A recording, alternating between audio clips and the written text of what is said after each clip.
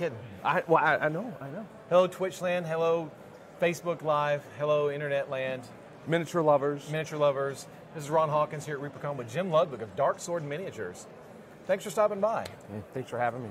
So what do you think? It's amazing. This is the first year at this new facility and venue, and the rooms are like something out of Blade Runner, where you walk in and you hit the little button and all the lights come on, and you can, and the facilities are great. Did you get the holographic girl in your room? No, didn't get that. Oh, you didn't get that? I didn't get that. You got to check the box. Okay, all right. You got to check the box. Bluetooth mirrors, so if you want to sing in the shower and stuff like that. Yeah, so it's pretty crazy. Yeah, I heard there was an issue with someone turning on their shower. That was so fancy that they couldn't turn on the shower. You didn't have that problem? I did not have that problem. All right. And so maybe that was Michael Schultz. You know how she is. She's just. I know. Yeah, I know. So, yeah, pretty cool. And the actual facility for the convention itself, big step up from last year, huh? Oh yeah, last year had charm and stuff like that, but this is just it was charming. It kind of harkened back to the original days at Reaper HQ, where everybody's kind of together. You come from offsite, you all come there for the day. I like that charm. Yeah, it was charming. Right, we'll go with that. And but this has just got it's just super like calming and just these big spacious open spaces and just plenty of room. There's a Starbucks here. There's a great restaurant on site. Yeah, lots of stuff around it. Hula Hands, great restaurant. Yep, ate there twice already, and so. Yeah. It's super impressive. And the actual building itself is surrounded by all sorts of shopping and food menus, and then there's an Alamo Draft House. Yeah, movie theater, if you want to go see a movie. Yeah, I'll expect my free tickets in the mail. And then they're building a bowling alley for next year. It's going to be awesome. It's going to be awesome. So, all right, so you've been to several Reapercons. Yes. Yep. Going all the way back to where you had them at the factory. At the factory, yeah. Absolutely. You've been doing this for a long time. So, but first of all, how did you get involved in miniatures just in general? What was the hook that got you in miniatures? I think you and I kind of came up the same way, where it was back in the 80s, played Dungeons & Dragons, early 80s, and Ralph Parth and Grenadier. Yep. You know, the John Dennett, the Tom Myers, the Dennis Mize, the Julie Guthries that we collected back then. Yep. Oh, all that stuff. And so that's where, for some reason, we were talking about this last night actually with some other folks, a couple of the ladies that were here that are wonderful painters now, from taking classes at Reapercon year in and year out. It all starts with you get into the role-playing games, and then at some point you get introduced to miniatures, right? And you're like, oh, what is this? And for some people, it's just a thing that they do that's part of the game or a byproduct of that.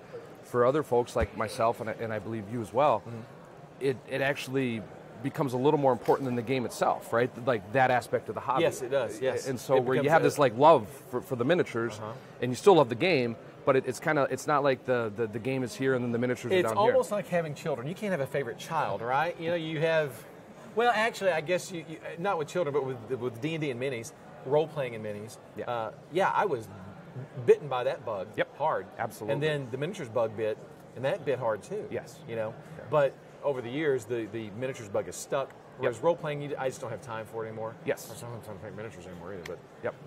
But yeah, it just sort of it sticks with you. It's amazing that we've been doing this for 40 years almost, and it's still with us. And we still have passion for it. Yep. You know, you're very passionate about it. Yep. Do you get time to paint still? So here's this. People are going to probably just be like, I don't believe it. I have not completed a single Dark Sword miniature. I don't believe it. It's true. So and I own the company. Now people say, well, why would you paint? Wait, You've got not a single one? Not a single. I painted on them, but I've never finished a single one where you go, okay, that's done and it's in the display case. Okay, at least I've finished. You've been in it a little longer than I have. You've been a little longer than I have since the 90s. You know, back in the day, when we first started Reaper, when I first came on, it was a fledgling company. I painted several at the beginning, but it wasn't the breakneck pace that it is right now. Yeah. So I was able to paint a few. But you kind of, when you got in, it was. It's kind of just But you're kind of a one-man show. Yeah. I mean, well, Ironwind does. I guess Ironwind does your casting? I have Ironwind doing my casting and mold making. I've got sculptors from all over the country. I did work with a sculptor over in France for a while, and then I'm working with Cool Mini as well. Simon for the Song of Ice and Fire tabletop miniatures game, and so then we've got a couple sculpting studios in Spain. Shameless plug. Shameless plug. we've got a sculpting studio in Spain and in France that are doing the digital sculpting right. So for the game. It's bigger than Dark Sword now. It's kind of gone beyond that. It's kind of gone beyond that with Cool Mini. That they're taking the reins with that. Obviously, I'm involved every step of the way. George is involved every step of the way on the game itself. But you're absolutely right. So it's where Reaper has their own facility and stuff like that. When I started Dark Sword, it was a hobby business. Yeah. And I didn't have the time or the desire to open up my own casting facility and make my own molds and do all that. And so in talking with Tom Meyer and Dennis Mize, Tom being one of the original owners of Reapercon back in the day, and Dennis being the second sculptor that they ever hired, they said, well, hey, you should work with like Brian Hitzman or Ironwind Metals or whatever, and they can handle all that for you. It costs more money, right, than owning your own facility, but you know, the ability to outsource that means that I can then focus on working with the sculptors and all of the artists and the concept artists, which is what you do for a living, right? And so, if you had to be down there casting and mold making, would you have time to work with all the stuff? There you go. Time to do that. Yeah. And so, so Dark Sword definitely took a different path. I've always kind of considered Reaper Miniatures like the big brother company. They've always been very helpful with me, with advice and very inclusive. And there's some sculptors that they work with, that Dark Sword works with, and vice versa.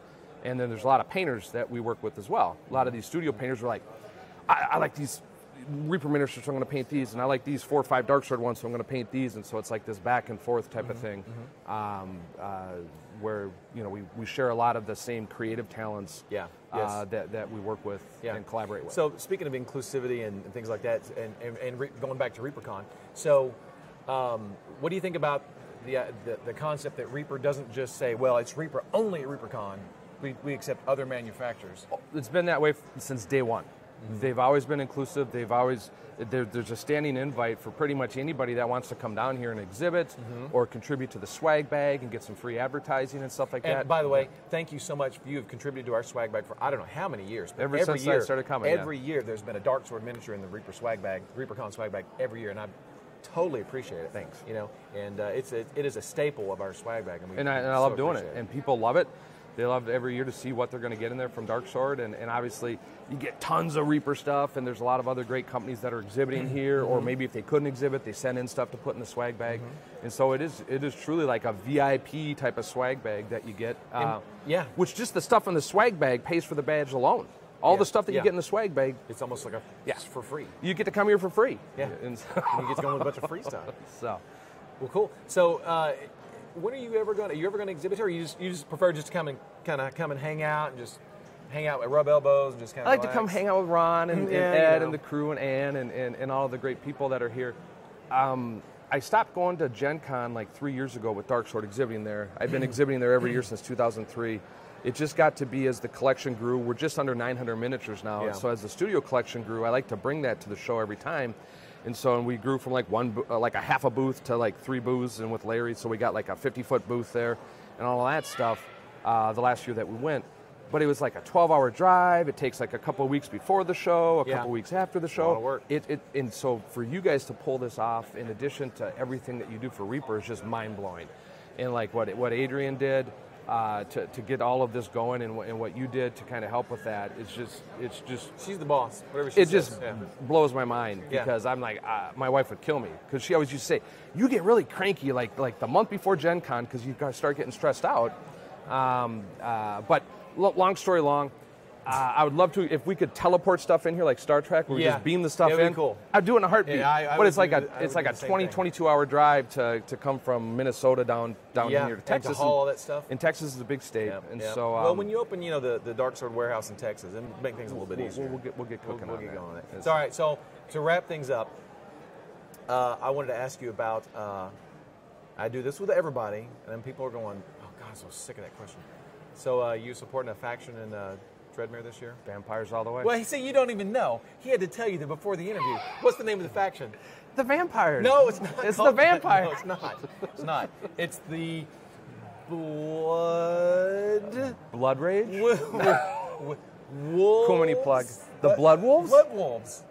They're the vampires, right? Yeah, they're the vampires. They call themselves the Blood Wolves. Yeah, why didn't you say that? You got the gypsy people. You got the swamp people. You can't say that. You got the swamp people. You can't say that anymore. What do you mean? I just what I was told. They're not gypsies? You can't say that. It's like a bad word. Then you got like the Puritan people? No. Okay, wait. They're pirates. They're the river whales, though. They're pirates. They're not roving, wandering. So we're going to set the record straight here. So I haven't even had time to paint a single Dark Sword miniature in 16 years of running Dark Sword. Ron thinks I got time to dive into the Dreadmire. Dreadmere, sir. Dreadmere. I'm sorry. Just look at the program. There's 4. It's Blood Wolves. Say it with me. River Widows. River Widows. Pirates, right? The pirates. Yeah. The Puritanical guys. The Dusk Wardens. The Dust People. Dusk Wardens. The Dust Warden. And then